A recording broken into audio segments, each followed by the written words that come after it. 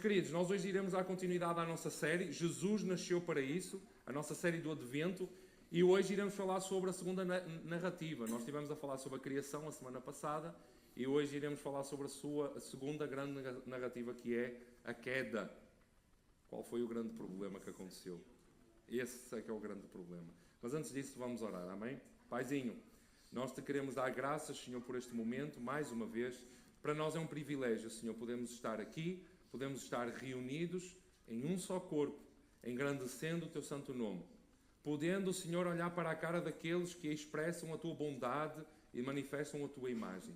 Obrigado, Deus, porque somos privilegiados em poder cantar, poder te louvar, poder te adorar e expressar com todo o nosso corpo aqui, reunidos neste lugar. Mas há gente que não tem esse privilégio. Então, Deus, nós oramos por esses, Senhor. Tu possas continuar a dar perseverança em seus corações. Tu possas ter misericórdia das suas vidas e a que através deles, Senhor, almas possam vir a ser salvas, Pai. Almas possam vir a ouvir do Teu Evangelho. Porque não há maior manifestação do que aqueles que perseveram e amam-te a Ti acima de todas as coisas. Então, obrigado, Senhor. Abençoa-me, Senhor, e usa-me como Teu instrumento, Senhor. Eu não sou nada, Senhor, mas eu quero que Tu me capacites para pregar hoje e abra os nossos corações, abra os nossos ouvidos, porque este é um capítulo muito importante que mostra quem nós somos, quem nós éramos, a condição em que nós estamos e a solução para todas as coisas. Obrigado, Deus, em nome de Jesus. Amém e amém. Meus irmãos, então nós, na semana passada, nós vimos que quando Deus, Ele terminou, quem é que se lembra ainda se lembra mais ou menos daquilo que nós falamos a semana passada? E ninguém se lembra. Ok. Vou ter que repetir tudo de novo. Mas ainda se lembram mais ou menos, não é? Nós vimos que quando Deus Ele termina todas as coisas, o último dia, o sétimo dia, o que é que Ele faz? Ele descansa. Ele contempla toda a sua criação. E o que é que Ele declara? Declara que tudo é bom. Tudo é muito bom. Então tudo foi criado com um propósito. Nada veio do caos, nada veio sem um propósito, uma finalidade, um objetivo. Tudo foi criado com um objetivo. Nós vimos que a criação foi criada através do poder da palavra do Senhor. Nós vimos, apesar da palavra de Deus não dizer, mas é meio que Deus criou com as próprias mãos o ser humano do pó da terra e soprou do seu fôlego de vida. E começou e estabeleceu o ser humano como cuidador, aquele que trabalha e cuida da sua criação. Então, qual era o grande propósito? Nós vimos, Qual era o grande propósito da criação, meus irmãos? Glorificar o Criador. Amém? Esse era o grande objetivo e ainda é esse o grande objetivo, de glorificar todas as coisas, glorificando o Senhor. Mas embora tudo tenha sido criado perfeito, embora tudo tenha sido criado para louvor, honra e glória do Senhor, algo de terrível aconteceu. Não é, meus irmãos? Infelizmente, nós conseguimos ver com os nossos próprios olhos que tudo aquilo que está descrito em Gênesis 1 e 2 não é nada daquilo que vemos hoje em dia. Toda a bondade não é aquilo que nós vemos hoje. Toda a perfeição não é isso que nós vemos hoje. Amém? Então, nós vemos que o mundo ele está caído. Inclusive, a maneira como nós vivemos, nós observamos, e foi isso que eu falei semana passada, a maneira como nós vivemos, nós observamos o mundo é de maneira caída, com os olhos uma visão caída. A nossa cosmovisão, ela é pecaminosa. Ela está com o pecado, a natureza pecaminosa. E nós terminamos a pregação da semana passada perguntando o quê? O que é que de tão terrível aconteceu para não estarmos a viver o propósito para o qual Deus criou todas as coisas? Então vamos lá abrir em Gênesis, novamente, ver o que é que aconteceu. Amém? Rui, mas eu já sei. Mas vamos falar. A palavra ela é a mesma. Temos sempre que pregar a mesma coisa. É sempre a mesma coisa. Não há outra volta. Eu só quero contextualizar um pouco com alguns versos do capítulo 2, tá? E depois entramos no grande capítulo 3. Capítulo 2, verso 7 a 9. Diz o seguinte: Mas uma neblina subia da terra e regava toda a superfície do solo. Então formou o Senhor Deus ao homem do pó da terra e lhe soprou nas narinas o fôlego de vida. E o homem passou a ser alma vivente.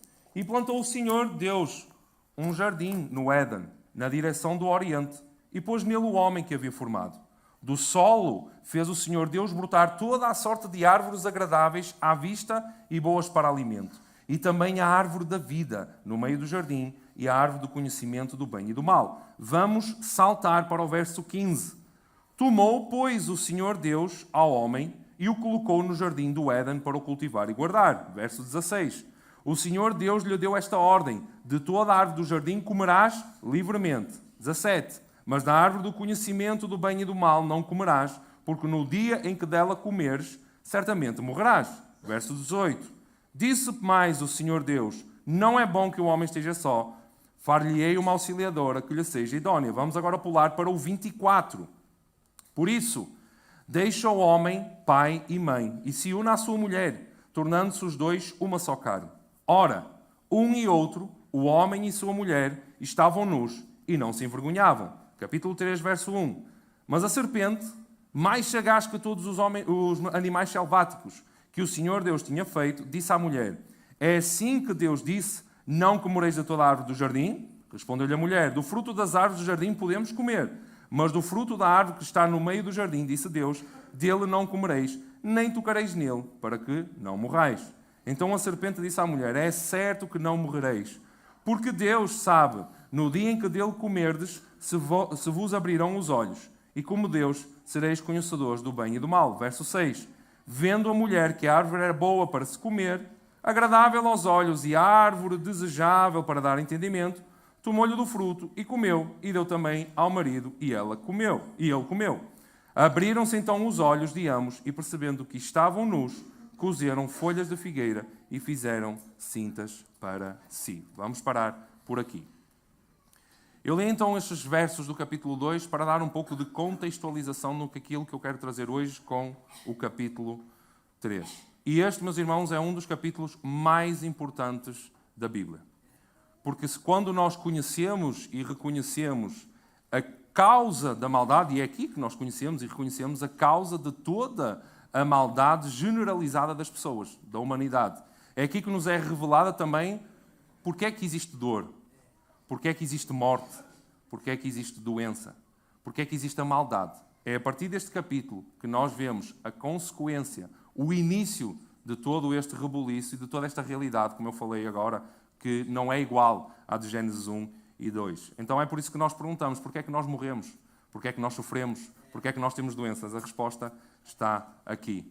Mesmo Deus criando todas as coisas perfeitas, o homem e a mulher à sua imagem, que ele fala no capítulo 2, no capítulo 1, criou Deus homem e mulher à sua imagem conforme a sua semelhança. Nós vemos aqui no capítulo 3 a ingratidão e a rebeldia do homem perante toda a bondade de Deus, porque tudo o que ele tinha criado foi bom, foi muito bom. Então, Adão e Eva, eles não foram criados como pecadores, eles foram criados perfeitos, como nós vimos a semana passada. Eles foram feitos à imagem, conforme a semelhança de Deus. Mas eles tinham, conforme nós lemos aqui no texto, a possibilidade de pecar, a possibilidade de desobedecer a Deus. E como é que nós sabemos isto? Porque, de facto, eles acabaram por pecar. Porque, de facto, eles acabaram por desobedecer. Porquê? Porque, como lemos no verso 9 do capítulo 2, Deus estabeleceu uma lei, estabeleceu um mandamento: não comereis do fruto da árvore do conhecimento do bem e do mal. Esta era então a possibilidade de errar. O quê? Comer o fruto desta árvore. Então eles não foram criados pecadores, eles foram criados com a possibilidade de pecar, com a possibilidade de desobedecer.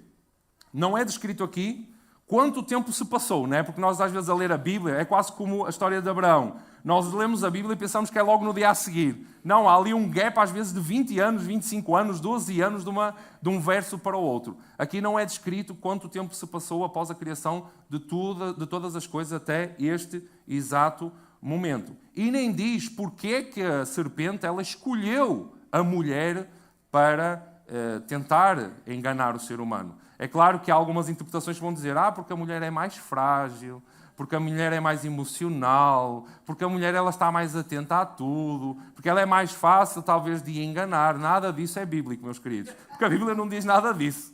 Okay? Não dá respaldo para dizer não, ele escolheu a mulher por causa disto. Não, a Bíblia não diz. Então não sabemos, porque o facto é que homem e mulher foram criados iguais.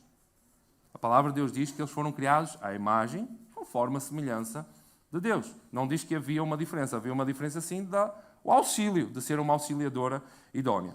Então a serpente ela vai fazer o quê? Ela vai fazer estes questionamentos que nós acabamos de ler aqui, do verso 1 ao verso 7, tentando introduzir dúvidas na mente de Eva, não é? Em relação a quê? Em relação a toda a bondade e perfeição daquilo que Deus criou e estabeleceu como as coisas foram estabelecidas. E infelizmente o que é que acontece? A Eva cai na armadilha. A Eva cai na astúcia da serpente. E as coisas tornam-se tão confusas para Eva, ela fica tão perdida, que ela acaba por dizer algo que Deus não disse. É interessante que Deus diz que ela não poderia comer. E ela vai basicamente adicionar mais uma coisa. Ela vai dizer, não posso comer nem tocar do fruto. Mas isso não é verdade, não é? Porque Deus disse não pode comer, não é não pode tocar. Então nós já vemos aqui um pouco que Eva já estava a ficar um bocado confusa, ou já estava um pouco distante e já estava a ser enganada realmente pela astúcia da serpente. Pode até nem ser pela dificuldade de interpretar aquilo que Deus disse. Até nós, nos Encontros dos Homens, nós lemos um livro que se chama O Silêncio de Adão. E fala sobre isto num dos capítulos, que talvez Adão falhou na maneira como discipulou a sua esposa, na maneira como passou o mandamento, porque o mandamento foi passado a Adão e não a Eva, né? Mas talvez pode ser o facto de que Eva, por zelar pelo amor a Deus, zelar tanto pelo amor a Deus, ela colocou mais um adendo dizendo assim, olha, não foi assim que Deus disse. Deus disse, nem podemos tocar, quanto mais comer, não é? Ou seja, é como se fosse um zelo extremo pelo amor a Deus. E ela exagerou. Ou seja, não temos a certeza, mas podemos talvez indagar, podemos talvez pensar um pouco. Mas eu costumo falar que este foi o primeiro debate apologético da história. Debate apologético da história da humanidade, onde Eva teve que defender-se, teve que argumentar aquilo que eram as objeções, todas as perguntas que a serpente foi falando ali a Eva. Só que ela, infelizmente, ela falhou miseravelmente nesse debate. Normalmente, nós quando vemos um debate teológico ou um debate político, ambas as partes não saem da sua ideia. Aqui Eva foi terrivelmente enganada e ela deixou-se mesmo enganar pela astúcia da serpente. Então, ela falhou tão miseravelmente que, ao observar que a árvore que era agradável aos olhos e desejável para dar entendimento, o que é que ela fez? Tomou-lhe do fruto, comeu e depois o que é que ela fez?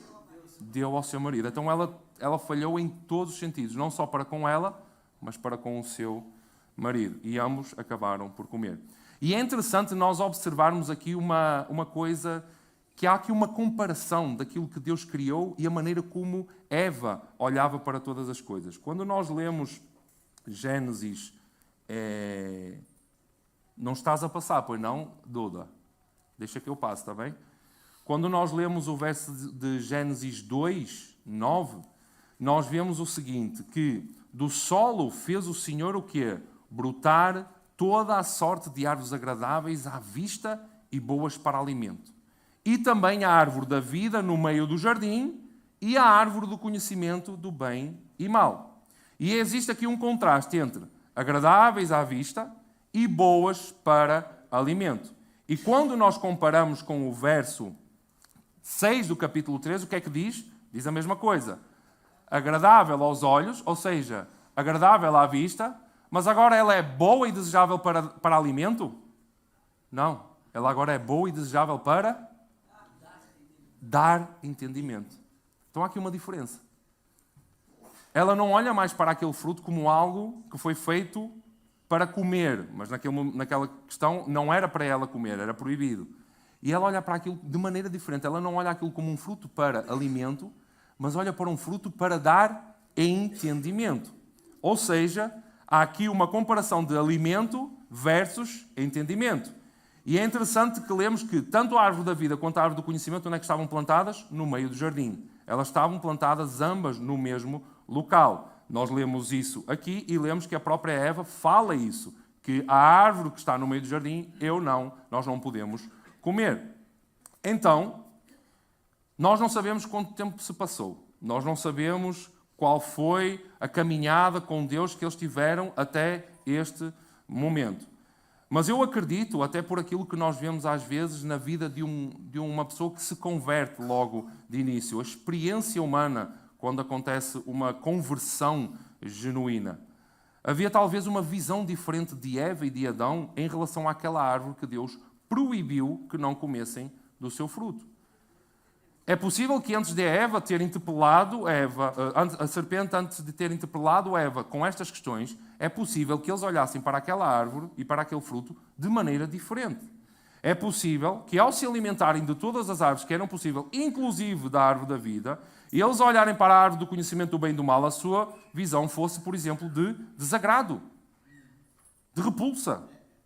Um olhar de que ela não seria boa para alimento. Porquê? Porque o mandamento era que se vocês comessem, vocês morreriam. E quando nós olhamos para a experiência humana, se houver, claro, uma conversão genuína, nós vemos que há aquele amor ardente, aquele primeiro amor, não é? Em que nós, quando começamos a ser doutrinados na palavra de Deus e quando nós olhamos e lemos a palavra de Deus, nós começamos a ter repulsa do pecado, repulsa de tudo aquilo que nos afasta de Deus, repulsa do amor a Deus. Mais uma vez, um adendo, aquele que se converte genuinamente, ok? Porque há conversões que é só de boca e no seu coração não aconteceu nada. Estou a falar de conversões genuínas. Então, o olhar dessas pessoas, e é aquilo que acontece muitas vezes connosco. Eu tive a experiência de que eu era metaleiro e ainda sou um bocado metaleiro. De vez em quando estou mais desgastado, gosto de ouvir um bom metal, uma boa música pesada, para me afastar um pouco das questões problemáticas à minha volta. Mas antes era pior. Eu tinha t-shirts, tinha tudo. Então a primeira coisa quando eu cheguei da Quinta da Paz foi, peguei em todas as t-shirts do metal, nem as vendi nem dei. Lixo, tudo lixo. Só me faltou queimar as t-shirts, para ninguém conseguir pegar. Comecei a partir as estátuas da minha mãe, não foi, mãe? Comecei a partir a Santa Rita, parti a Fátima, que a minha mãe tinha lá, peguei no Jesus crucificado no quarto dos meus pais e escondi. Isso foi bravo, mas graças a Deus que os meus pais o Senhor deu-me pais sábios, que em nada impediram a minha fé e nem me xingaram, nem me maltrataram, nem me puseram de castigo na altura. Foi uma bênção. Obrigado, pai e mãe, por isso.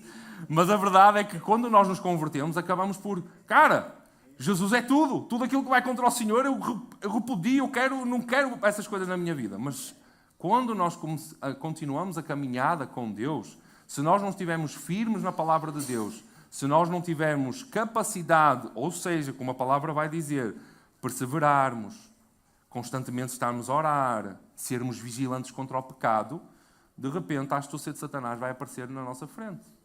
E vai começar a quê? A nos enganar. E nós vamos começar a olhar ao pecado não mais com repulsa, mas como algo agradável. Vamos começar a... se calhar não é tão mau assim. E se calhar isto também não é tão mau assim. Então, Satanás não consegue nos enganar. Há esse perigo se nós não estivermos firmados na palavra de Deus. E aquilo que eu acredito e vejo na Escritura, então, é que, devido à astúcia da serpente, Eva deixa-se enganar e a sua visão muda em relação a tudo. Ela começa a ter dúvidas. E a visão dela muda, inclusive, até perante aquela árvore. Ela muda, essa sua visão muda ao ponto dela olhar para o fruto, não como bom para alimento, mas agora bom para dar entendimento. E é aqui que entra a ingratidão do ser humano para com a bondade de Deus. Eva não mais olhou para aquilo que poderia ser a finalidade de um fruto, de a alimentar, mas olhou para aquilo que a serpente descreveu como: no dia em que dele comerdes, se vos abrirão os olhos e, como Deus, sereis conhecedores do bem e do mal. Agora façamos um exercício mental, meus irmãos. O que era o mal para Eva? Eva já alguma vez tinha experimentado o que era o mal, a maldade? Não. Então isso já dá asa a uma curiosidade. Para Eva e para Adão, eles nunca tinham experimentado maldade, eles só tinham experimentado a bondade. Eles nunca tinham experimentado a morte, eles não sabiam o que é que significava isso da morte. Eles ouviram falar porque Deus disse, mas eles não sabiam o significado na prática do que é a maldade e do que é a morte. Porquê? Porque tudo foi criado perfeito, em perfeita harmonia, não havia qualquer tipo de expressão de maldade naquele tempo. Mas a serpente foi tão astuta que ela jogou a cartada de: se vos abrirão os olhos, e como Deus vocês conhecerão acerca deste mal, acerca disto que vocês ainda não conhecem. Era quase como se a serpente estivesse a dizer: vocês estão cegos, Deus vos tem escondido sobre estas coisas. E pior ainda, talvez a astúcia da serpente fez a Eva pensar que se calhar o bem, a bondade de Deus ainda era limitada.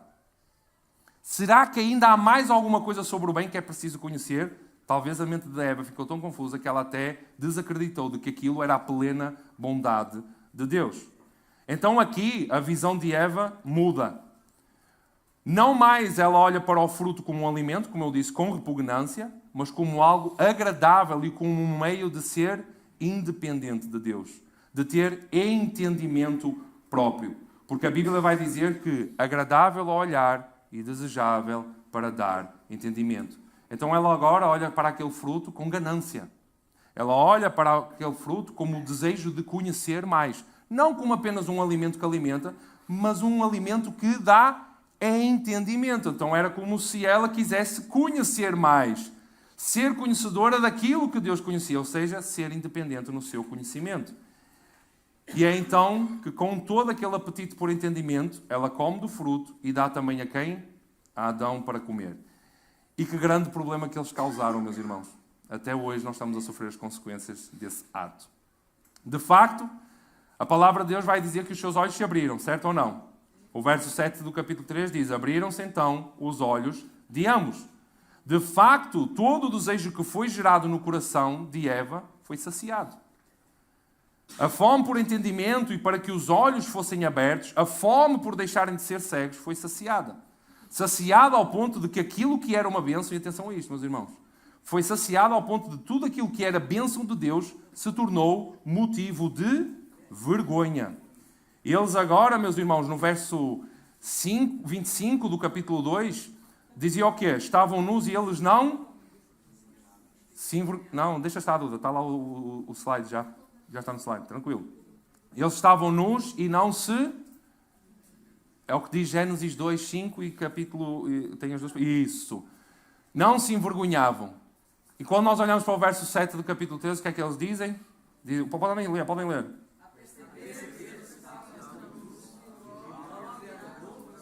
Pela vergonha. Não é assim que diz na Bíblia, não é?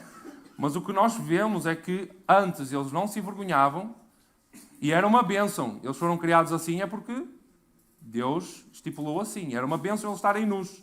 Só que agora o que era uma bênção de Deus se transformou em vergonha. Então eles, após comerem do fruto, há aqui uma mudança de mentalidade. Os seus olhos se abrem e ocorre uma mudança de mentalidade. Que é aquilo que nós falamos, inclusive. O arrependimento não é um simples ato de confissão e de dizer, ai, Deus me perdoa, mas é uma mudança de mentalidade. E aqui ocorre algo do género. A mentalidade de Adão e Eva modifica a partir do momento que eles comem do fruto. Então a pergunta que se faz é a seguinte: a que é que os seus olhos afinal foram abertos? Qual era a cegueira da qual pensava a mulher, não é? Os seus olhos precisavam de ser abertos. Porque eles não eram cegos, meus irmãos, eles estavam com Deus, não é? Estava tudo perfeito. Mas esta cegueira, afinal, porquê é que era necessário ser abertos estes olhos? Então os seus olhos foram abertos agora a quê? A uma nova realidade. Uma realidade onde eles agora iriam poder experimentar aquilo que eles tinham dúvidas, que era a maldade. Eles agora podem realmente experimentar daquilo que eles tinham dúvidas, a maldade e a morte. Uma realidade sem a presença de Deus. Eles deixaram de ter a visão da beleza daquilo que era criado pelo Senhor e passaram a ver agora com o olhar do pecado. E é isso que acontece connosco, meus irmãos. O pecado faz com que o homem olhe para tudo o que está à sua volta de maneira deturpada. Como falamos na semana passada, o entendimento sobre tudo o que foi criado e sobre o Criador forma a maneira correta como nós vivemos, como nós observamos a vida à nossa volta, que é chamada a cosmovisão. Mas quando o pecado permeia a nossa cosmovisão, meus irmãos, tudo aquilo que é a beleza da criação, tudo aquilo que é bênção de Deus, é corrompido e por vezes é transformado em maldade. Há aqui crianças neste lugar? Agora? Só está a dormir? Por exemplo, o sexo. O sexo foi adulterado pelo pecado. Quantos cristãos ainda pensam que sexo é maldito? Não, meus irmãos, o sexo é bênção de Deus. É algo maravilhoso para quê? Para a multiplicação e gerar frutos, os nossos filhos, para a expansão do reino de Deus. Só que o pecado deturpou essa beleza daquilo que é criado por Deus. A comunhão entre os iguais. Por que é que há tantas dificuldades? E nós vamos ver que é uma das consequências. Por causa do pecado. Tudo aquilo que é bênção acabou por ser deturpado por causa do pecado. Não é? E foi, por vezes, transformado em maldade. Então, quais foram as consequências, além desta mudança de mentalidade, que eles agora começaram a olhar para tudo aquilo que era criado com a sua nudez, não é? E eles agora, em vez de não se envergonharem, eles se envergonham. Porque qual foi, além disso, as consequências dessa desobediência? Vamos ler Gênesis, capítulo 3, do verso 8 ao 24. Quando ouviram a voz do Senhor Deus, que andava no jardim pela viração do dia, esconderam-se da presença do Senhor Deus. O homem e sua mulher por entre as árvores do jardim. E chamou o Senhor Deus ao homem e lhe perguntou: onde estás? E ele respondeu: ouvi a tua voz no jardim e porque estava nu tive medo e me escondi. Perguntou-lhe Deus: quem te fez saber que estavas nu? Que história é essa de tu estás nu? Então vocês não se envergonhavam que estavam nus e agora vocês se envergonham? Que história é essa? Quem é que te fez a conhecer isso? Porventura comeste da árvore de que te ordenei que não comesses? Lá vem, não é? Então disse o homem: a mulher que me deste por esposa, ela me deu da árvore e eu comi. Disse o Senhor Deus à mulher: que é isso que fizeste? Respondeu a mulher: a serpente me enganou e eu comi.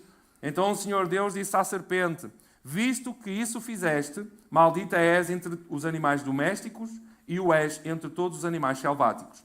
Rastejarás sobre o teu ventre e comerás pó todos os dias da tua vida. Porém, inimizade entre ti e a mulher, e entre a tua descendência e o seu descendente. Este te ferirá a cabeça e tu lhe ferirás o calcanhar. E a mulher disse: multiplicarei sobremodo os sofrimentos da tua gravidez. Em meio de dores darás à luz filhos. O teu desejo será para o teu marido, e ele te governará. E Adão disse: visto que atendeste a voz da tua mulher, e comeste da árvore que eu te ordenara que não comesses, maldita é a terra por tua causa. Em fadigas obterás dela o sustento durante os dias da tua vida. Ela produzirá também cardos e abrolhos, e tu comerás a erva do campo. No suor do rosto comerás o teu pão, até que tornes à terra, pois dela foste formado, porque tu és do pó, e ao pó tornarás. E deu o homem o nome de Eva, a sua mulher, por ser a mãe de todos os seres humanos. Fez o Senhor Deus vestimenta de peles para Adão e sua mulher e os vestiu. Então disse o Senhor Deus: eis que o homem se tornou como um de nós, conhecedor do bem e do mal, assim que não estenda a mão, e tome também da árvore da vida, e coma e viva eternamente. O Senhor Deus, por isso, lançou fora do jardim do Éden, a fim de lavrar a terra de que fora tomado. E expulso o homem, colocou querubins ao oriente do jardim do Éden, e o refulgir de uma espada que se revolvia para guardar o caminho da árvore da vida.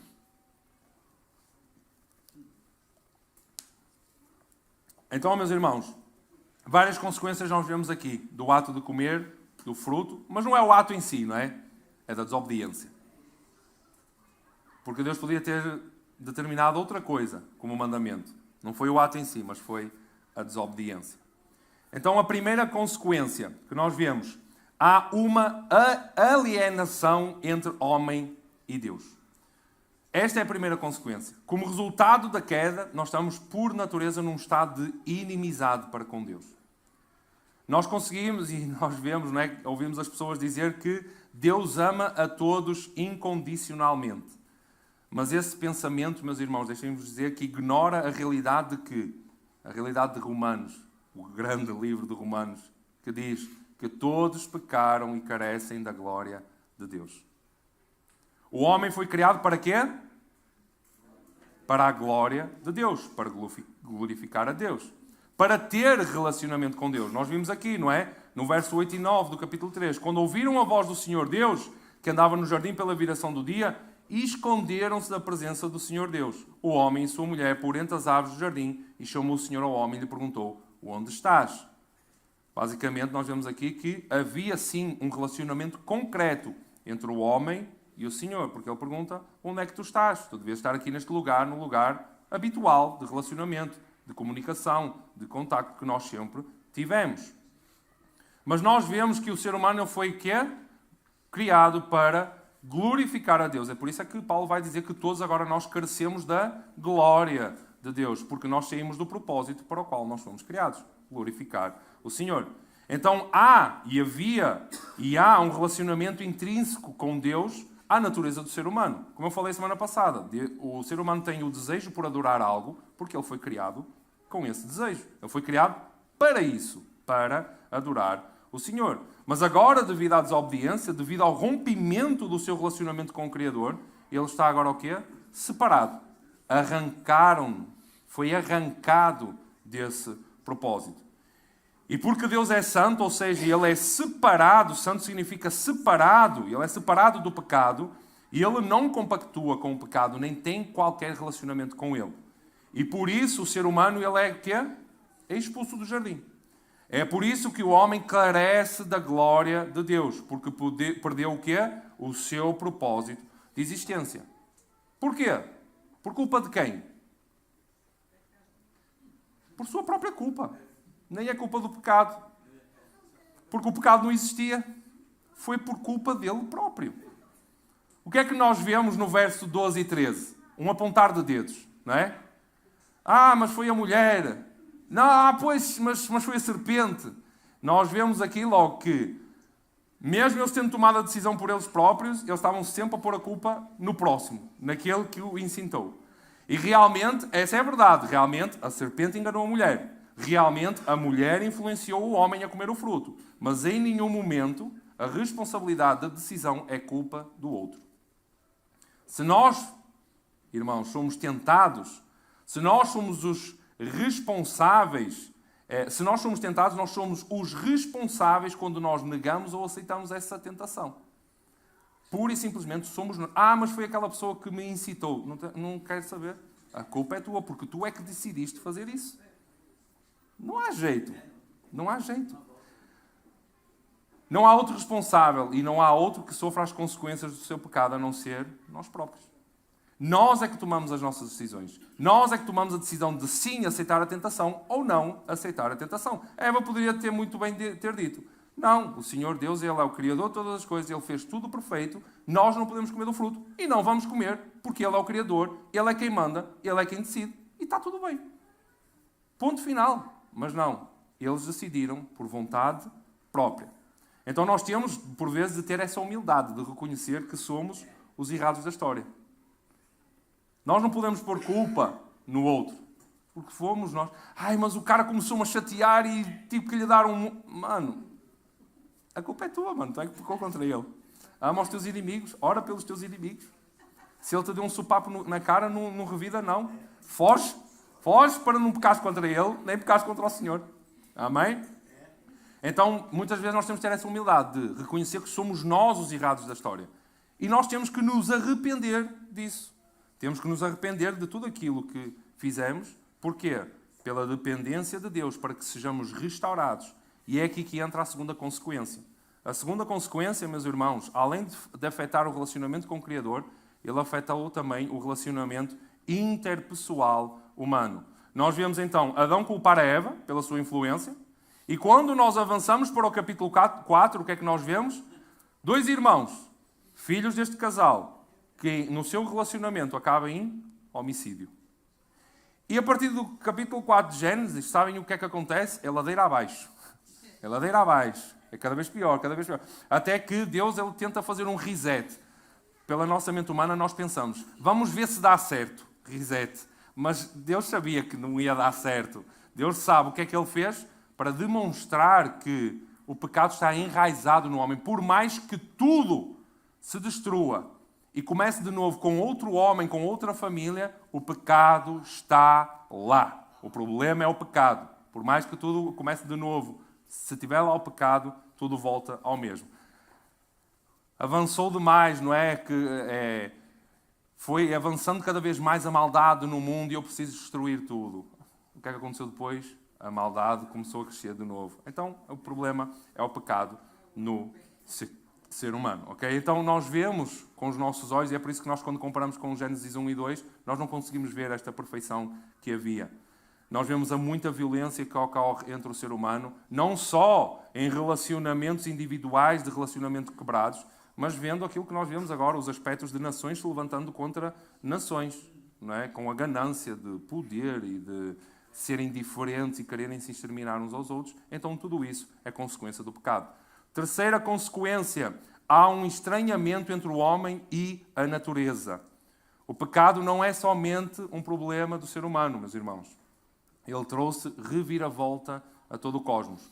Romanos 8, não precisam de colocar, Romanos 8, 19 e 20 diz assim: a ardente expectativa da criação aguarda a revelação dos filhos de Deus. E quando nós olhamos para estes filhos, são os filhos maduros de Deus. Pois a criação está sujeita à vaidade, e ouçam bem isto, não voluntariamente. Ou seja, ela não está revoltada, ela não está num estado caído por sua vontade, mas por causa daquele que a sujeitou. Quem é que a sujeitou? Adão. Adão sujeitou-a a que ela agora esteja rebelada, a que ela esteja caída. Porquê? Porque Deus deu ao ser humano o quê? Domínio sobre a criação. É quase como o vosso chefe vos dizer: tu tens responsabilidade sobre este grupo de pessoas para fazer este tipo de trabalho. Quando o chefe vem e vê que está tudo um rebuliço, está tudo fazendo o que não devia de fazer, ou o trabalho não está pronto, a culpa é tua. Se tu foste colocado como representante destas pessoas, deste trabalho que era necessário ser feito. Então, o próprio Adão, que foi colocado como dominador sobre a criação, corregente da criação, ele acabou por trazer também consequências para aquilo que era o seu trabalho, o guardar e cultivar a criação. Por isso, quando eles caíram, a sua corrupção afetou tudo o que estava dentro dos limites do seu domínio. Quando Deus coloca a sua maldição sobre Adão e Eva, sim, meus irmãos, Deus colocou uma maldição sobre Adão e Eva, ela afetou até o solo. O mundo tornou-se agora resistente às mãos da humanidade caída. E a partir daí, nós entramos agora na consequência 4. Porquê? Porque agora o trabalho ele é penoso. A vocação de trabalhar a terra deixou de ser o quê? Prazerosa. A maldição que Deus faz recair sobre a humanidade passa agora por afetar essa tão perfeita vocação. Vamos ler o verso 17 ao 19 de novo. Diz o seguinte: E a Adão disse: visto que atendeste a voz da tua mulher e comeste da árvore que eu te ordenara que não comesses, maldita é a terra por tua causa. Em fadigas. Ou seja, antes não se cansava ele. Ele agora vai começar a trabalhar com o suor do seu próprio rosto, em fadiga, se sujeitando ao fardo, não é? Em fadiga obterás dela o sustento durante os dias de tua vida. Ela produzirá também cardos e abrolhos, ou seja, era tudo de bom e agora de vez em quando vai ter que ir lá retirar ervas daninhas, vai perder a sua colheita, vai perder tudo aquilo que cultivou. Porquê? Porque vai começar a nascer também cardos e abrolhos. E tu comerás a erva do campo. 19. No suor do rosto comerás o teu pão, até que tornes à terra, pois dela foste formado, porque tu és pó e ao pó tornarás. Então nós vemos que agora o que é o trabalho é penoso. Atenção, meus irmãos, o trabalho não é maldição de Deus, como muita gente diz. Muita gente diz: o trabalho foi maldição de Deus após a queda. Não. Trabalho é propósito de Deus. Trabalhar é propósito de Deus. Faz parte da nossa natureza. Faz parte da maneira como nós fomos criados. Trabalhar. Então, aquele que não gosta de trabalhar não está a glorificar a Deus, meus irmãos. Ok? Porque nós fomos criados para trabalhar. Não é maldição de Deus trabalhar. Mas porquê é que estas pessoas pensam que é maldição? Porque é fadiga. É o suor escorrendo pela cara abaixo para conseguir obter o salário para o seu pão do dia a dia. É por isso. É consequência do pecado. O pecado fez recair maldição sobre aquilo que era, mais uma vez, bênção de Deus. Trabalhar é bênção de Deus ainda hoje. Para nós que somos restaurados e compreendemos e temos essa mentalidade restaurada, é prazeroso trabalhar, porque tudo aquilo que nós fazemos é para o nosso Senhor. E Deus continua a olhar para o nosso trabalho como um meio de o glorificar. Então o trabalho é propósito do ser humano diante da presença de Deus. Não é maldição. O pecado, sim, tornou como se fosse maldição, mas ela não é maldição, é uma bênção para nós. Quantos de nós andam à procura de trabalho para ter o sustento do seu alimento, para ter o pão no dia a dia? Porquê? Porque o trabalho faz parte para aquilo para o qual nós fomos criados. Amém? E quinta consequência, agora a maldade também entrou na própria criação. A morte, nós vimos aqui no verso 19, porque tu és pó e ao pó tornarás. Sofrimento, dores de parto, É o que tem que ser, Micaela. Eles podem te dar lá a injeção, mas pode ser que não corra tão bem, não é? Mas é dores de parto, é uma consequência. O sofrimento é consequência. As dores de parto é uma das maneiras de Deus expressar que agora irá haver dor, irá haver sofrimento. Desejos desenfreados que o ser humano tem, catástrofes naturais, tudo isso é consequência do pecado, porque a maldade entrou na criação. Então, os nossos representantes, desobedecendo ao Senhor, desobedecendo a este mandamento, trouxeram estas consequências. E atenção que quando Deus diz que a consequência da sua desobediência ao comer seria a morte, Ele não está apenas a falar deste ir para o pó, voltar ao pó, porque Ele é do pó. Mas é uma morte eterna. Romanos 6 vai dizer que, porque o salário do pecado é a morte, mas o dom gratuito de Deus é o quê? A vida eterna em Cristo Jesus, nosso Senhor. Aqui, Paulo, ele compara a consequência do pecado, a morte, com a consequência de confessar Cristo como seu Senhor e Salvador, a vida eterna. Então, esta comparação, ela não é em vão. Ok? Porquê? Porque ao tratar da vida em Cristo, por ela ser eterna, a morte sem Cristo também é eterna. Então, a consequência que Deus estava a dizer, e até por isso é que Ele expulsou o homem do jardim, porque Ele diz para que ele não pegue do fruto da árvore da vida e viva eternamente. Viva eternamente o quê? Separado de Deus. Morto. Separado eternamente de Deus. Então, esse é o grande lance da morte. É que a morte, sim, é uma morte física, mas há uma morte que será eterna, uma separação eterna do Senhor Deus. Ok? Então, Jesus, que se fez maldição por nós, meus irmãos, e como aqui também o Igor falou, falando aqui sobre Isaías também, nos substituiu e se colocou no lugar de condenação. Lugar que deveria de ser nosso. Nós é que deveríamos estar lá. Para que agora nós tenhamos acesso a quê? Ao perdão, à justificação, à redenção. Termos vida eterna, como acabamos de ler aqui em Romanos 6. Jesus é a única porta. Há muita gente que gosta de dizer, é uma das portas.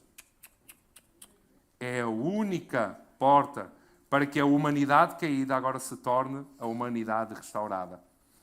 Sabem aqueles vídeos de sci-fi que a gente vê, que eles entram por um portal e aparecem noutro lugar? É exatamente a mesma coisa. Jesus é aquela porta que a gente está todo enlamaçado, todo sujo, todo caído, todo maltratado. A gente passa essa porta e a gente fica restaurado.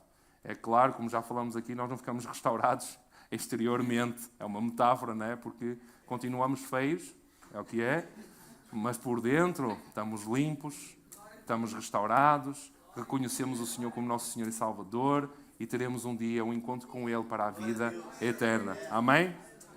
Então, sem Jesus, ninguém vem ao Pai. Sem Jesus, ninguém tem acesso ao Pai.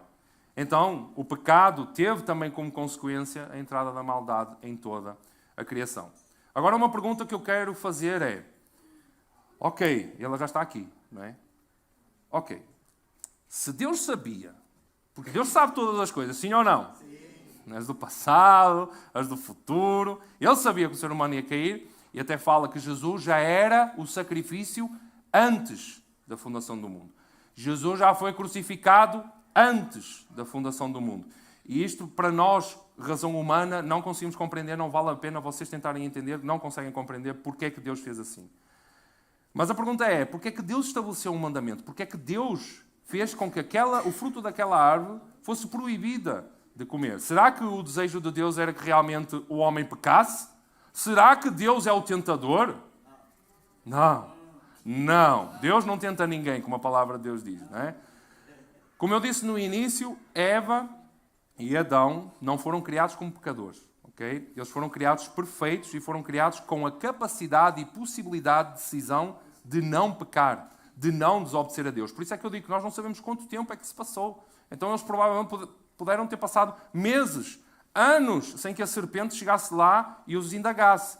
Pode ter sido meses, sei lá, centenas de anos, nós não sabemos. Então houve um período em que eles negaram não comer daquele fruto. Mas para que houvesse essa liberdade de decisão por parte de Adão e Eva, de escolher entre obedecer ou não a Deus, era necessário algum mandamento. Algo que os fizesse de livre e espontânea vontade amar a Deus, mesmo que isso pudesse levá-los a desviar os olhos do Criador. Se assim não fosse, o que é que aconteceria? Adão e Eva eram obrigados a amar a Deus. Não tinham qualquer possibilidade de amar por vontade própria, por livre e espontânea vontade. Ok? Não tendo nada que lhe desse essa possibilidade de desobedecer, a única escolha era uma obrigatoriedade de o obedecer. Por isso é que Deus determinou que era proibido comer do fruto dessa árvore, para que eles fossem o quê? Livres em decidir e escolher ou não a Deus. E isto é chamado do quê? Do livre-arbítrio. A capacidade de decidir ou obedecer ou não obedecer, ou então, no caso, pecar ou não pecar contra Deus. E isso é o que significa o livre-arbítrio. Não pecar ou pecar contra Deus. Quando nós olhamos para a palavra pecado, ela vem da palavra grega hamartia, que significa errar o alvo. É quando vem da etimologia, quando um arqueiro pega na sua flecha, a lança, e ele erra o alvo. Então nós podemos dizer que o pecado é como se nós estivéssemos a errar o alvo, em que o alvo é a lei de Deus. Mas mais do que isso, é como se houvesse, não é como se houvesse, há um fracasso total em satisfazer o padrão de retidão de Deus. Não é só errar o alvo, é um padrão que Deus estabeleceu em satisfazer aquilo que é reto, aquilo que é a santidade de Deus. Então não se trata apenas de transgredir a lei. Foi aquilo que eu falei. Não foi o facto de eles comerem o fruto. Foi o facto de eles desobedecerem. Não foi o ato em si. Foi porque era uma lei estabelecida por Deus. Então não se trata apenas de transgredir a lei, mas de satisfazer em totalidade o padrão de retidão definido por Deus. Quando Tiago diz que aquele que guarda toda a lei, mas tropeça em um só ponto, ele torna-se o quê? Culpado de todos.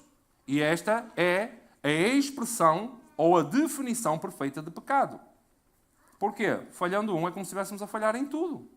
Ok? Então, pecado é nós falharmos em conseguirmos estabelecer a perfeição do padrão total de Deus. Está a ser confuso, meus irmãos? Vocês estão a entender? Sim? Então, esta definição de pecado é muito mais profunda. Ele não somente fala sobre um erro que cometemos por fazermos algo que nós não deveríamos fazer. E atenção, que não é só pecado fazer algo que Deus diz, não faças.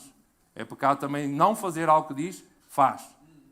Quando Deus diz, ama com todas as tuas forças, todo o teu entendimento, estamos a pecar quando não o amamos com todo o nosso entendimento, com todas as nossas forças. Ama o teu próximo como a ti mesmo. Nós estamos a pecar, estamos a falhar contra Deus, quando nós não amamos o nosso próximo como a nós mesmos. Então Deus muitas vezes diz para nós fazermos algo, ir por todo o mundo pregar o Evangelho, fazer discípulos para guardar a minha palavra. Estamos a pecar se nós não fazemos parte dessa missão. Porque estamos aí contra mandamentos que são estabelecidos pelo Senhor. O que é que a Bíblia ela vai falar? A Bíblia vai falar que nós, porque somos pecadores, é por isso que nós pecamos. Não é o contrário. Nós não nos tornamos pecadores porque estamos a pecar. É por nós já sermos pecadores que nós pecamos. Não é as ações pecaminosas que nos tornam... Está a ser confuso, meus irmãos, aquilo que eu estou a explicar. Não é por nós executarmos atos de pecaminosidade que nos tornam pecadores. Não, nós já na nossa essência somos pecadores. E é por isso que nós executamos atos de pecado. É o contrário. Amém? Então, por este entendimento, mexer com o ego do ser humano e ser um pouco difícil de nós entendermos, irmãos, existem ideias que vão tentar amenizar, e isto é constante. Quando a palavra de Deus não massageia o nosso ego, o que é que a gente tem tendência? Ou de dizer que é relativo, ou de dizer que não tem nada a ver, ou de pegar e deitar ao lixo, não aceitar. Porquê? Porque quando fere o nosso eu, o nosso ego, nós não aceitamos. Então, quando nós falamos sobre pecado, e uma das coisas que o livro, até que o Igor falou, fala, que é a negligência da igreja falar sobre a maldade no ser humano, sobre o pecado, é um assunto realmente difícil. Porquê? Porque embate no nosso ego, embate em quem nós somos, porque nós não queremos ouvir que nós estamos errados, que nós somos errados, mas nós somos os errados da história, essa é a verdade. Mas existem ideias que vão tentar amenizar essa condição como criaturas caídas, que já nascem com a natureza do pecado. Existe a ideia de que o conceito de maldade está no mundo e que nos torna propícios à maldade. É quase como se nós nascêssemos perfeitos, como Deus criou Adão e Eva. É quase como se nós nascêssemos sem pecado, como Adão e Eva. Só que à medida que a gente vai crescendo, nós vamos sendo influenciados pelo mundo que está à nossa volta, pelos nossos pais, pelos nossos amigos, pelos nossos familiares, pela televisão, pelas escolas. Mas não é nada disso. Isso é mentira. Nós já nascemos com a natureza pecaminosa.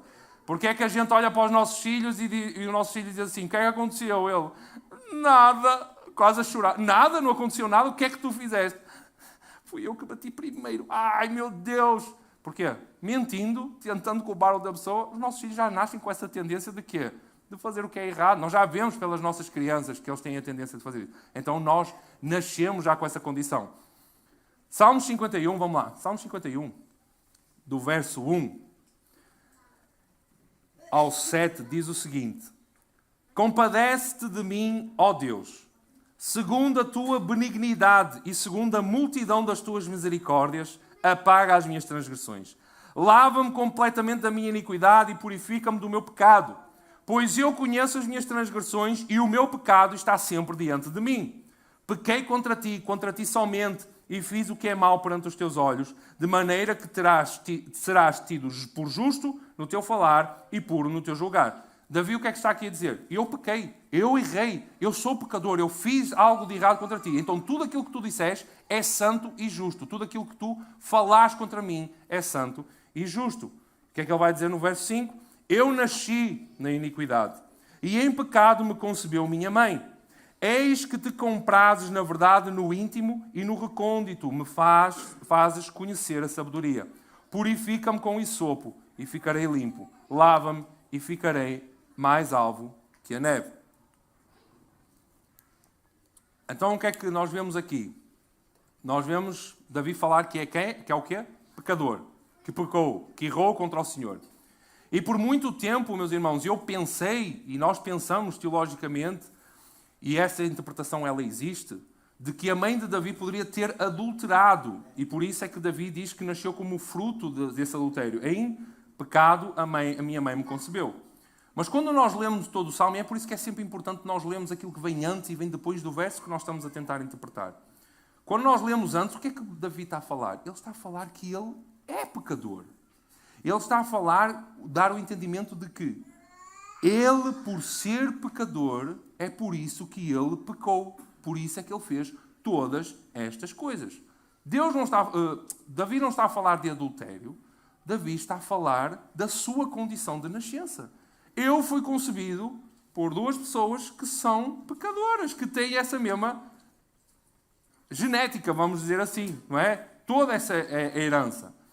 Então ele vai afirmar que ele é pecador, ele afirma que pecou porque ele é pecador. É aquilo que eu falei. Eu não sou pecador porque eu peco porque eu sou pecador. Esta é que é a realidade.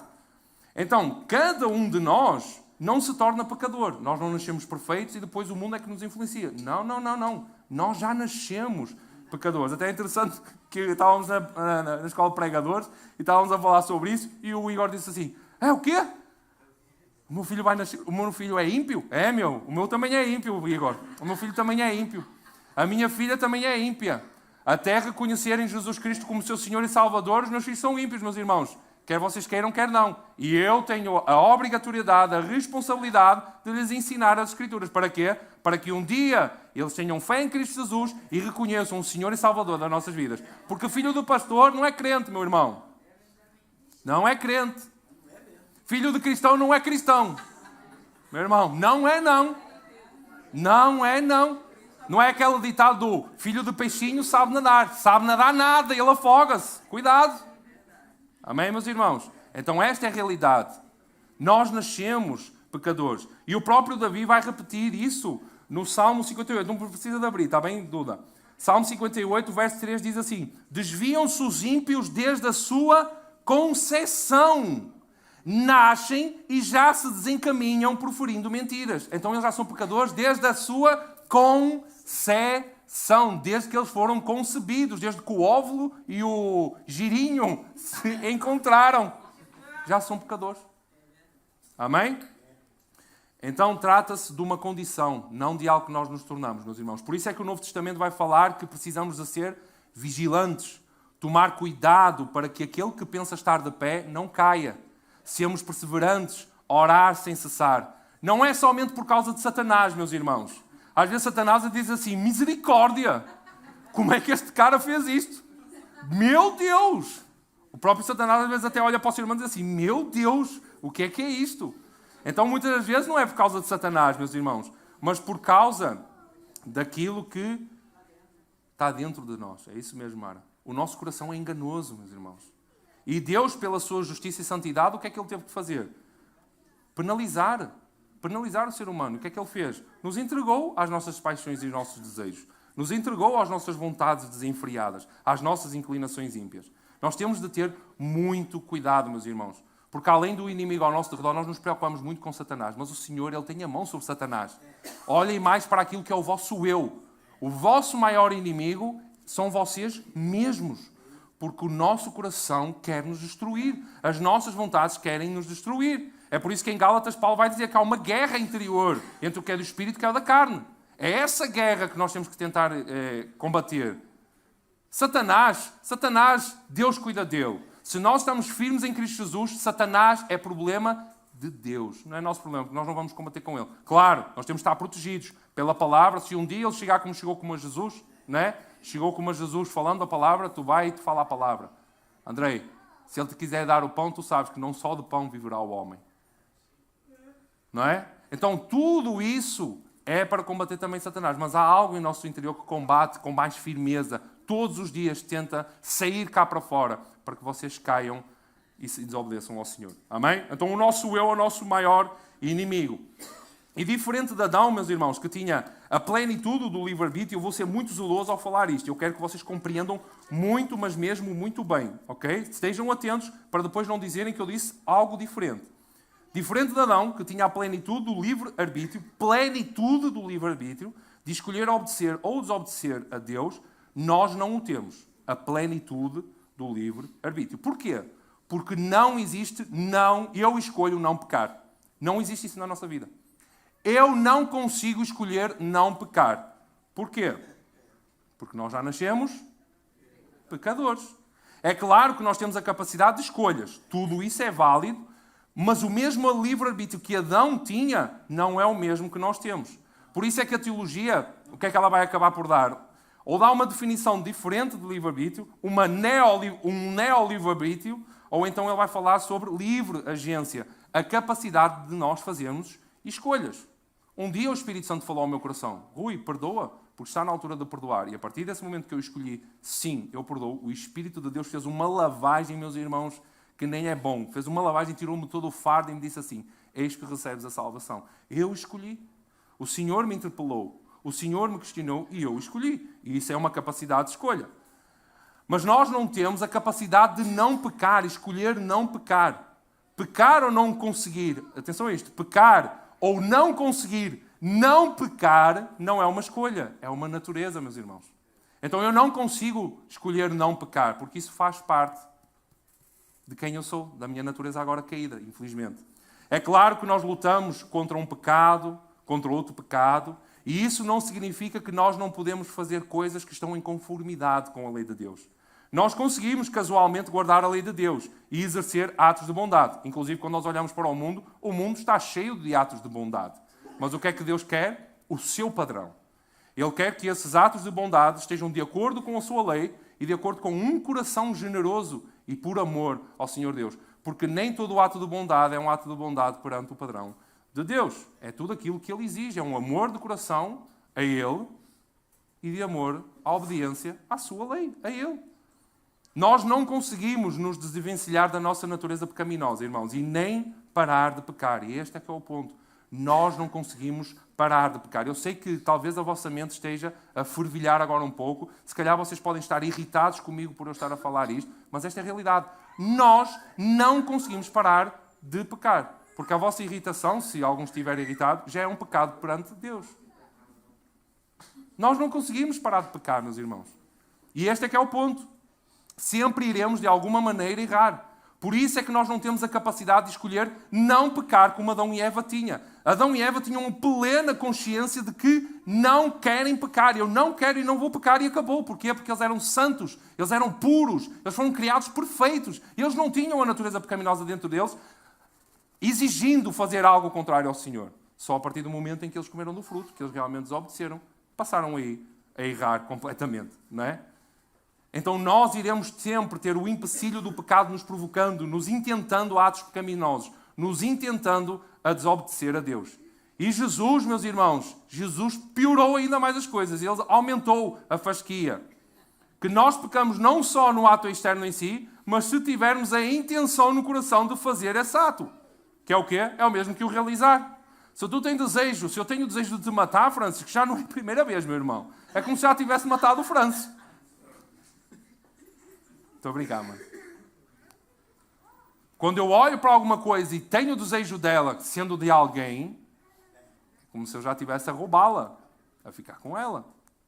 Então Jesus, ele vai aumentar a fasquia. Por isso é que somos todos pecadores. Há um livro que se chama Somos Todos Teólogos, não é? O nosso livro é Somos Todos Pecadores. Porque o nosso coração já nos condena, meus irmãos. Mesmo que nós não exteriorizemos esse ato pecaminoso em si, nós já estamos a pecar no nosso coração. Por isso é que existe muita gente religiosa que olha para o ato em si. Meus irmãos, olhem para o vosso coração primeiro. O vosso coração é como Calvino diz, que o nosso coração é uma fábrica de ídolos. É Calvino, não é? Uma fábrica de ídolos. Porquê? Porque a essência está no nosso coração, na motivação com que nós fazemos algo ou não. Muitas vezes nós dizemos, é pecado, não vou fazer por religiosidade, não por amor ao Senhor. Então nós temos que ter muito cuidado com isso. Mas atenção, meus irmãos, eu não estou a falar que o pecado nos domina. Não estou a falar sobre escravidão. Porque nós fomos libertos da escravidão do pecado. O pecado não mais nos domina. Mas mesmo assim, nós não conseguimos deixar de pecar. Embora tenhamos sido transportados das trevas para a maravilhosa luz de Cristo Jesus, nós não conseguimos parar de pecar. Até o próprio Paulo fala isso sobre ele mesmo na primeira carta de Timóteo. Ele diz, esta afirmação é fiel e digna de toda a aceitação. Cristo Jesus veio ao mundo para salvar os pecadores, e olhem só o que ele diz, dos quais eu sou o pior. O Paulo é o pior dos pecadores, ou seja, lascou-se. Paulo é o pior dos pecadores, quem sou eu para dizer que não sou pecador? Não é? Então o ser humano, meus irmãos, já nasce em condenação, meu irmão. Esqueçam, o meu filho é ímpio, a minha filha é ímpia, quer me doa, quer não. Agora o que é que eu tenho que fazer? É o esforço de orar, leitura das Escrituras, comunhão com a igreja, para que ele reconheça Jesus como seu Senhor e Salvador. É um choque para nós? É, mas é a realidade, meus irmãos, é a realidade. Amém? Então o homem, ele odeia a Deus por natureza, então naturalmente a decisão do ser humano é odiar a Deus. Agostinho de Hipona diz o seguinte, que após a queda não temos mais a capacidade de não pecar. Em outras palavras, o poder de pecar está tão arraigado no nosso coração e na alma das pessoas que é impossível nós não pecarmos. E esta é a má notícia, meus irmãos. Nunca encontraremos quem não peque. Romanos vai falar, o Antigo Testamento vai falar, porque Paulo usa as mesmas palavras do Antigo Testamento. Não há um justo nenhum sequer. É o que Paulo afirma. O único homem que teve uma vida sem pecado foi Jesus Cristo. Por isso é que, e é o que nós iremos tratar, inclusive na próxima semana, com a redenção, não é? A narrativa da redenção, nós somos justificados em Cristo. É só apenas por Cristo que nós somos justificados. Porque não há nada em nós que nos dê acesso ao perdão de Deus. Apenas em Jesus. Apenas Jesus Cristo é a solução para esta má notícia. Por isso é que o próprio Santo de Israel diz, ninguém poderá vir a mim se pelo Pai não lhe for concedido. Jesus não está a dizer que não é permitido. Jesus não está a dizer não é permitido chegar a mim. Não, o que ele está a dizer é que ninguém pode, ninguém tem a capacidade de chegar a Deus, a não ser que ele próprio faça algo. Então nós, por natureza, odiamos a Deus. Mas quem está aqui foi alcançado pelo sangue de Jesus, foi alcançado pela misericórdia do Senhor, porque Ele assim quis. Porque Ele mostrou para vocês a porta de entrada, que é Jesus Cristo. Porquê? Porque nenhum de nós tem capacidade. Não há um justo, nem um justo sequer. Nesta terra, no passado, no futuro. O único justo é Jesus. Então, para concluir, meus irmãos, o homem está em maus lençóis. O homem está em maus lençóis, meus queridos. O homem não tem solução para a sua condição pecadora. Não conseguimos resolver isso por nossas próprias mãos. E há uma urgência, meus irmãos. Porquê? Porque o plano criacional ainda está em ação. Foi aquilo que eu falei. Deus criou tudo perfeito e esse propósito para o qual todas as coisas foram criadas, ainda é esse o propósito que Deus deseja. Ainda é o desejo de Deus restaurar todas as coisas como foram criadas no início. Não olhem para o Apocalipse como o fim de todas as coisas. Não, é o início de algo maravilhoso. Apocalipse é o início da restauração de todas as coisas. É a revelação máxima daquilo que Jesus veio fazer ao mundo. É a revelação máxima daquilo que Deus quer fazer com a sua criação e toda a sua criatura. Amém? Então a redenção ela é universal. Universal em que sentido? Toda a gente vai ser salva? Não. Só aqueles que foram alcançados por Jesus. Mas é universal porque toda a criação irá ser restaurada. Todos aqueles que confessaram Jesus Cristo como seu Senhor e Salvador, todos aqueles que tiveram fé no Deus de Israel, todos aqueles que reconhecem Jesus como aquele que veio do Pai e agora veio para morrer, para que os meus pecados sejam perdoados, todos esses e a criação dele serão restaurados àquilo que é o início de todas as coisas. E desde o início Deus deixou uma esperança para a humanidade. Vejam, meus irmãos, quão maravilhoso é Deus. Verso 15 do capítulo 3 diz, falando para a serpente, porém inimizade entre ti e a mulher, e entre a tua descendência e o seu descendente, este te ferirá a cabeça e tu lhe ferirás o calcanhar. Desde o início, meus irmãos, o homem pecou e logo em seguida Deus deu uma esperança, não só para a humanidade, mas para toda a criação, que um dia da mulher viria alguém que iria estabelecer o governo de novo, iria restaurar todas as coisas. E quem é esse? Jesus. Jesus é aquele por onde nós entramos e restaurará não só a nossa vida, mas todas as coisas. É o chamado proto-evangelho, o primeiro evangelho, a boa notícia, a primeira boa nova que foi estipulada no ser humano. Logo assim, meus irmãos, imagina vocês errarem com alguém, errarem com o vosso patrão, errarem com quem for, e logo no momento a seguir, ele diz, não te preocupes, está tudo bem. É o que Deus diz, não te preocupes, que está tudo bem. Um dia voltarás, um dia estarás comigo de novo. E ele colocou essa promessa logo no ser humano, mal ele caiu. Quão graça maravilhosa é. Deus não é maravilhoso? Deus não é gracioso? Apesar das consequências, o próprio Deus deu uma solução para o nosso erro. Amém? Agora a última pergunta que eu quero deixar aqui para a próxima semana. Como é que então nós resolvemos tão grande problema que Adão e Eva causaram? E é isso que nós iremos ver na próxima semana com a narrativa da redenção. Amém? E que possamos ter estas certezas, meus irmãos. Se alguém tem alguma dúvida sobre aquilo que eu falei hoje, não se feche em seus dogmas e em seus pensamentos, mas fale comigo, ok? Estamos aqui para nos ensinarmos uns aos outros. Eu sei que é um tema difícil. Para mim, sabem, posso ser bem transparente convosco. Eu até tive que dizer a algumas pessoas, orem por mim, porque é um tema muito difícil. É um tema muito complicado de se tratar diante da presença de Deus, diante da igreja. Mas é necessário, nós entendemos que nós por natureza somos condenados, irmãos, mas é pelo sangue regenerador de Cristo. E nós sempre vamos errar em alguma coisa. Sempre. Agora somos santos aqui e de repente lá fora alguém nos xinga e a gente já quer matá-lo. Porque a gente não tem essa capacidade de decidir não pecar. Amém? Vamos orar? Vamos nos colocar de pé, por temor ao Senhor. Paizinho, nós te queremos dar graças, Senhor, pelo privilégio, mais uma vez, podemos estar aqui. Pai, obrigado por esta maravilhosa palavra, Senhor. Nós não somos dignos dela, nós não somos dignos de nada. E Tu és o sumo sacerdote, o redentor das nossas vidas, Jesus.